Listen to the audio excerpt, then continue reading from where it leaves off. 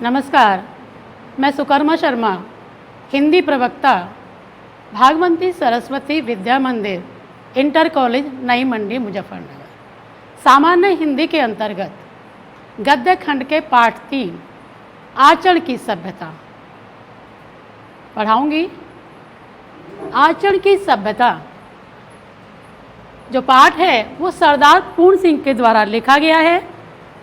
सरदार पूर्ण सिंह का जन्म एबटाबाद जिले में एक संपन्न और प्रभावशाली परिवार में हुआ था। उनकी प्रारंभिक शिक्षा रावलपिंडी में, उसके बाद इंटरमीडिएट की परीक्षा उन्होंने लाहौर से की और उसके बाद वो आगे की पढ़ाई करने के लिए जापान चले गए, जहाँ पर उनकी भेंट स्वामी रामतीर्थ से हुई। वो उनके व्यक्तित्व से इतने प्रभावित हुए कि वो सन्यासी जैसा जीवन व्यतीत करने लगे। लेकिन कुछ समय के बाद उन्होंने गृहस्थ जीवन में प्रवेश किया और फिर देहरादून में जाकर उन्होंने अध्यापन कार्य प्रारंभ कर दिया। वहीं से उनके नाम के साथ अध्यापक शब्द जुड़ा। सन 1931 में उनकी मृत्यु हो गई। उन्होंने कुल 6 निबंध लिखे हैं, लेकिन उनके निबंध आप पढ़कर देखें तो इतने प्रभावशाली है कि हमारे जीवन पर पूरा प्रभाव डालते हैं। आचरण की सभ्यता ही एक ऐसा पाठ है जिसमें हमारा पूरा जीवन सिमट जाता है। आचरण किसे कहते हैं? सबसे पहला हमारा, अगर हम आचरण की सभ्यता में लें तो सबसे पहला जो पॉइंट होगा वो ये होगा, आचरण का अर्थ। आचरण कहते किसको हैं? हम जो व्यवहार करते हैं, जो बातचीत करते हैं, जो रहन सहन है, जो भी कुछ हमारे जीवन के अंतर्गत है, वो हमारा व्यवहार है। व्यवहार 2 प्रकार का होता है, अच्छा भी हो सकता है और बुरा भी। जो लोग नम्रता, प्रेम, दया, करुणा और सहयोग की भावना से युक्त व्यवहार करते हैं वो सदाचारी कहलाते हैं, और वो सामान्य लोगों से ऊपर उठकर महामानव कहलाते हैं। और जो इसके विपरीत आचरण करते हैं वो दुराचारी कहलाते हैं। इसके बाद आता है आचरण का महत्व। हमारे जीवन में आचरण का क्या महत्व है? आचरण ही हमारे जीवन को आगे बढ़ाता है। आचरण अगर हमारा बुरा है तो हमारा जो समाज में हमारी प्रतिष्ठा भी नहीं होगी और समाज के लोग हमें अच्छी दृष्टि से भी नहीं देखेंगे। तो समाज के सामने अपना अच्छा आचरण प्रस्तुत करने के लिए हमें आचरण का महत्व समझना होगा। ये हमारे लिए बहुत उपयोगी होता है, क्योंकि अगर हमारा आचरण ठीक नहीं है तो हम तरक्की भी नहीं कर सकते हैं। जो सदाचारी व्यक्ति होता है वो सरलता से, सहजता से, अपने अच्छे स्वभाव के कारण निरंतर आगे बढ़ता जाता है। उदाहरण के लिए देखिए, आप हम किसी दुकान पर जाते हैं और दुकानदार बड़े अच्छे स्वभाव का है, हम उसे एक चीज़ निकलवाते हैं, 2 निकलवाते हैं, वो झुंझलाता नहीं है और बार बार ये देखो बहन जी, ये देखो बहन जी करके वो 10 चीज़ें हमें दिखाता है, तो हम उसके आचरण से इतने प्रभावित होते हैं, कई बार तो हम चीज़ ना चाहते हुए भी लेकर आ जाते हैं और कई लोगों के सामने उनके व्यवहार का वर्णन भी करते हैं।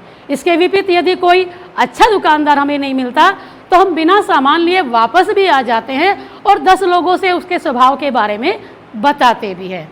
तो आचरण का हमारे जीवन में इसी प्रकार बहुत अधिक महत्व है। इसके बाद आता है आचरण की भाषा। आचरण की कोई भाषा नहीं होती, आचरण की भाषा मौन है। हम किसी को देख करके बिना बोले ही उसके व्यक्तित्व से प्रभावित हो सकते हैं। कभी कभी तो हमारे इशारे से, हाव भाव से, चेष्टाओं से भी हमारी भाषा लोगों की समझ में आ जाती है। लोगों को बोलने की ज़रूरत नहीं होती। आप देखिए, कुत्ते बिल्ली भी इस भाषा को जानते हैं। प्रेम की भाषा जो होती है, जैसे आचरण की भाषा प्रेम की भाषा भी कहलाती है। कुत्ता बिल्ली है, अगर हम घर में जाते हैं और दौड़कर कुत्ता आपके पास आता है और आप एक बार थोड़ी टेढ़ी नज़र करके उसे देखते हैं तो वो भी तुरंत वापस चला जाता है। छोटे बच्चे भी होते हैं, छोटे बच्चे जरा से अगर आप उनसे प्यार से बोलते हैं तो वो आपके पास आते हैं, वरना वो भी दूर चले जाते हैं। बिना बोले ही कुछ कहे बिना ही ये सब समझ में आ जाता है। तो आचरण की जो भाषा है वो बिल्कुल मौन, इसमें कोई शब्दकोश नहीं है। ये तो जीवन में व्यक्ति करने से आगे बढ़ता जाता है। जैसे जैसे उसके जीवन में कठिनाइयाँ आती है, परेशानियाँ आती है, उसके आचरण का निर्माण होता है। ऐसे नहीं कि आचरण 1 या 2 दिन में तैयार नहीं होता, ये तो जीवन भर का परिश्रम है। तो आचरण की प्राप्ति, अब हम देखें आचरण की प्राप्ति होती कैसे है। कोई ऐसी चीज़ नहीं है जिससे हमारा आचरण हम प्राप्त कर लें 1 दिन में, 2 दिन में या 10 दिन में। ये तो पूरे जीवन की कमाई समझिए। बचपन से लेकर जब तक व्यक्ति जीता है तब तक के क्रियाकलाप उसके आचरण में सम्मिलित होते हैं। बचपन में कई बार क्या होता है, मैं आपको अपना एक उदाहरण बताऊं। एक बार मैंने किसी बच्चे से बचपन में किताब ली। अब जब वो किताब खोली तो खोलकर देखा कि इसमें 200 रुपये रखे थे। अब बाल मन लालच भी आ जाता है। एक बार तो मन में आया कि रख लूं, फिर मन में आया नहीं, किसी की चीज़ नहीं रखनी चाहिए। और जब मैंने उसकी किताब लौटाई तो उसको बता दिया कि इसमें तुम्हारे पैसे रखे थे। तो ऐसी ऐसी चीज़ें हमारे आचरण का निर्माण करती हैं। तो बचपन से ही आचरण आगे बढ़ता है, हर चीज़ सीखते हैं हम। कठिनाइयाँ परेशानियों में आचरण की परख होती है। कभी कभी कठिनाई में हम मार्ग से भटक जाते हैं। उस समय यदि हम धैर्य रखें और अपने उस पर अटल रहे आचरण पर, तो हम आगे बढ़ जाते हैं। ऐसे बहुत सारे उदाहरण हैं कि कठिनाइयाँ आने पर भी व्यक्तियों ने अपने सत्य को, अपने प्रेम को, अपनी नम्रता को नहीं छोड़ा, चाहे कितनी भी कठिनाइयाँ उनके जीवन में क्यों नहीं आई। तो आचरण की प्राप्ति एक हिमालय की तरह से है। जैसे हिमालय आप सभी जानते हैं, हिमालय एक पर्वत है। आज तो हम देखते हैं पर्वत है इतना बड़ा, लेकिन वो 1 या 2 दिन में बनकर तैयार नहीं हुआ। प्रकृति का शताब्दियों का प्रयास है, कण कण जोड़ करके वो तैयार हुआ है। ऐसे ही आचरण है हमारा, वो धीरे धीरे धीरे धीरे करके आगे बढ़ता जाता है। जैसे एक सुनार सोने को आग में तपाता है और फिर हथौड़े से चोट मार मार करके आभूषण को तैयार करता है। इसी प्रकार हमारा जो आचरण है वो तैयार होता है। क्योंकि जीवन में जब भी कोई कठिनाई आती है, हम अपने धैर्य पर अड़िग रहे, अपने सत्य वचन का पालन करते रहें। जैसे आप बहुत सारे उदाहरण इतिहास में देख सकते हैं। जैसे राजा हरिश्चंद्र बहुत बड़े सत्यवादी थे। जीवन में बहुत भगवान ने उनकी परीक्षा ली और इतनी कठिनाइयाँ आई, लेकिन उन्होंने सत्य के मार्ग को नहीं छोड़ा। दानवीर कर्ण, जिसको पता था कि यदि ये कवच कुंडल तेरे शरीर पर रहेंगे तो कोई तुझे मार नहीं सकता, लेकिन फिर भी दानशीलता उसका एक प्रमुख गुण था। और इसलिए उसने अपनी मृत्यु को जानते हुए भी कि अगर ये कवच कुंडल चले गए तो तेरी मृत्यु संभव है, फिर भी वो दे दिए। ऐसे बहुत सारे उदाहरण, राजा शिवी के बारे में सभी जानते हैं, हमारे इतिहास में भरे पड़े हैं कि व्यक्ति अपने कितनी भी कठिनाइयाँ आई, वो अपने स्थान से हटा नहीं। जिस मार्ग पर वो चलता रहा और उस पर ही वो चला। ईश्वर ने उसकी परीक्षा ली चाहे, लेकिन वो पीछे नहीं हटा। तो ये चीज़ें ही आचरण का निर्माण करती है और इतिहास में हमें अमर कर देती है। वैसे तो सामान्य लोग संसार में इतने होते हैं, जीते हैं मर जाते हैं, कोई जानता भी नहीं, लेकिन जो कुछ विशेष करके जाते हैं उन्हीं को तो हम याद रखते हैं। तभी तो हम इतिहास में महापुरुषों की जीवनियाँ पढ़ते हैं, क्योंकि उन्होंने कुछ हमारे लिए विशेष किया है। तो ये आचरण का निर्माण जो होता है बहुत कठिन है, आसानी से प्राप्त नहीं होता, बहुत समय लगता है। आदमी एक एक जैसे एक एक सीढ़ी चढ़ करके ऊपर चढ़ता है, ऐसे ही जीवन में आचरण का निर्माण होता है। हम अपने जीवन में प्रेम, दया, करुणा जैसे भाव अगर बनाए रखते हैं तो हम अपने आचरण को आगे बढ़ा सकते हैं। आचरण हमारा विकसित होता जाता है। अगला हमारा पॉइंट है, आचरण का विकास जीवन का उद्देश्य है। हमारे जीवन का उद्देश्य ही ये होना चाहिए कि हम आचरण का विकास करें, और आचरण का विकास करने के लिए निरंतर हमारे सामने चुनौतियाँ आती रहती है। उससे ही हमारा आचरण विकसित होता है। चाहे जीवन में कठिनाइयाँ कुछ भी हो, धैर्य को रख करके शांति से जो कार्य हमें करना है वो करें। अगर थोड़ी सी भी कठिनाई आई और हम परेशान हो गई, घबराने लगे, रोने पीटने लगे, तो उससे कुछ नहीं होता। क्या होता है, आजकल हम देखते हैं आसपास अपने, लोग डिप्रेशन में चले जाते हैं। डिप्रेशन सब सुना होगा सबने, आजकल बहुत आम हो गया है। थोड़ी कठिनाई आती है और डिप्रेशन में चले जाते हैं। लेकिन जब कठिनाई आई है, हमें उस पर विचार करना है, ये कठिनाई कैसी है और इससे हम कैसे निकल सकते हैं। अगर हम धैर्य रखते हुए शांति से उस कठिनाई पर विचार करें और उससे निकलने का मार्ग ढूंढें, तो ऐसी कोई समस्या नहीं है जिसका कोई समाधान नहीं होता। हर एक समस्या का समाधान है। तो हम धैर्य को रखे हुए शांति से अगर उस कठिनाइयों के बारे में सोचते हैं तो हम उसे पार कर लेते हैं। इसी से हमारे जीवन में आचरण का विकास होता है, विकसित होता चला जाता है और हम एक अच्छे मानव के रूप में पहचाने जाते हैं। हम सब मानव जाति में हैं तो सही, मानव कहलाते हैं, लेकिन बहुत कम लोग ऐसे होते हैं जो वास्तव में मानव के सद्गुणों से युक्त होते हैं। आप जानते हैं मानव के गुण क्या क्या होते हैं। मानव के अंदर दया, प्रेम, सहानुभूति, सहयोग की भावना, करुणा, ये सब होने चाहिए। दुखी को देखकर दर्द हो, किसी भिखारी को देखकर, भूखे को देखकर हमारे मन में दया के भाव आए और हम उसकी मदद करने को तैयार हों, तो समझिए हम मानव हैं।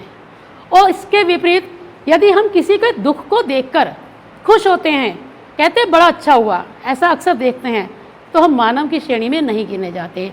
दूसरे के दुख पर हंसते हैं, तो ये हंसी जो होती है राक्षसी हंसी कहलाती है। राक्षस होते थे वो लोग जो दूसरे को दुख दे करके खुश होते थे, प्रसन्न होते थे। मानव का ये स्वभाव नहीं होता है। तो हमारे जीवन का सबसे बड़ा उद्देश्य मानवता को बनाए रखना है। यदि हम अपनी मानवता को बनाकर रख सकते हैं, तब ही हम मानव कहलाने योग्य है और हमारे जीवन का जो उद्देश्य है आचरण का विकास, तभी वो संभव हो सकता है। अब मानसिक सभ्यता से ही आचरण की सभ्यता प्राप्त होती है। आचरण की सभ्यता कैसे प्राप्त होती है? मानसिक सभ्यता, हम मन से जो सोचते हैं वही करते हैं। कहते हैं ना, मन के हारे हार है, मन के जीते जीत। जब किसी चीज़ के बारे में हम सोच लेते हैं कि हमें ये करना है, तो हम कर लेते हैं और करने से पहले हम हथियार डाल देते हैं, ये तो मेरे से होगा नहीं, तो वो हम कभी भी नहीं कर सकते। तो मन मानसिक विकास करे पहले, मानसिक सभ्यता से ही आचरण की सभ्यता प्राप्त होती है। आप सब जानते हैं रोम का उदाहरण।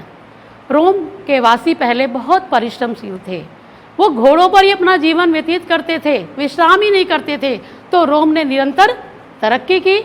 लेकिन जब रोम के निवासी विलासी हो गए, साहित्य में, कला में और संगीत में ही अपने जीवन को लगा दिया, तो फिर रोम कहते हैं ऐसा सोया कि ना तो उसे कोई जगा सका और ना ही वो स्वयं जाग सका।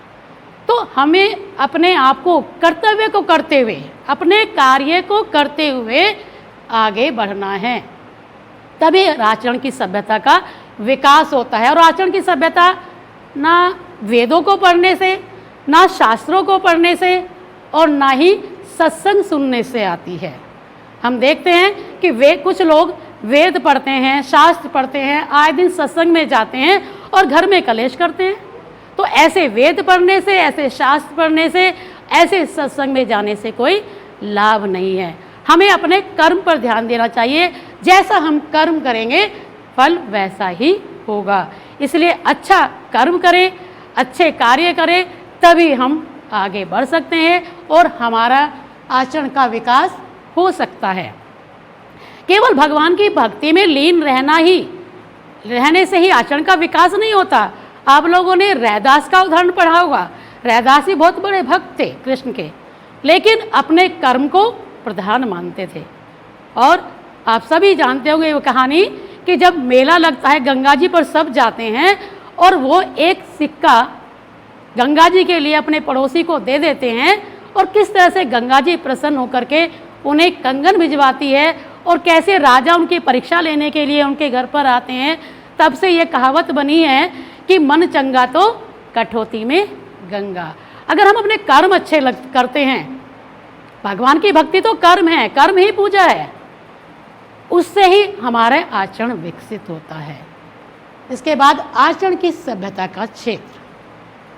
आचरण की सभ्यता का क्षेत्र कैसा है? लेखक का कहना है कि आचरण की सभ्यता का क्षेत्र बड़ा अनोखा है, निराला है। वहाँ कोई द्वेष नहीं, कोई ईर्ष्या नहीं, कोई भेदभाव नहीं, कोई मानसिक संकीर्णता नहीं, कोई जाति पाति का भेदभाव ही नहीं। वहाँ तो सब एक हैं। वो ईश्वर के एक रूप को मानते हैं। बस ईश्वर है, ये ईसा है, ये मौलवी है, या ये भगवान राम है, या ये मसीह, वो क्या कहते हैं, रहीम है, कोई नहीं जानता। बस ईश्वर एक है। तब तो जो निर्गुण वृत्ति को अपनाते हैं वो ईश्वर के एक ही रूप को मानते हैं। और जब हम ईश्वर का एक ही रूप मानते हैं तो फिर हमें उसमें हर धर्म का सम्मान करते हैं। धर्म हमने बांट लिए अपने हिसाब से। जब मानव जाति का इस संसार में जन्म हुआ तब कोई धर्म नहीं था, मानव मानव था, ना कोई जाति थी। अब सब जानते होंगे, ना कोई जाति थी, ना कोई धर्म था, सब एक थे, बस मानव। ये तो मानव ने अपने आप ही किया। धीरे धीरे जिस जिस धर्म को वो अपनाते गए और उसी जाति से वो जुड़ते चले गए। तो जो आचरण की सभ्यता का क्षेत्र है वो तो ऐसा अनोखा क्षेत्र है जो सबको प्रेम की नज़र से देखता है, जो सबके साथ मिलजुल कर रहता है, उस सबके साथ एकता की भावना रखता है। ना वहाँ पर कोई निर्धन है, ना कोई धनी है, ना कोई छोटा है, ना कोई बड़ा है, ना कोई गरीब, ना कोई अमीर, सब एक हैं। ऐसा अनोखा आचरण की सभ्यता का क्षेत्र है।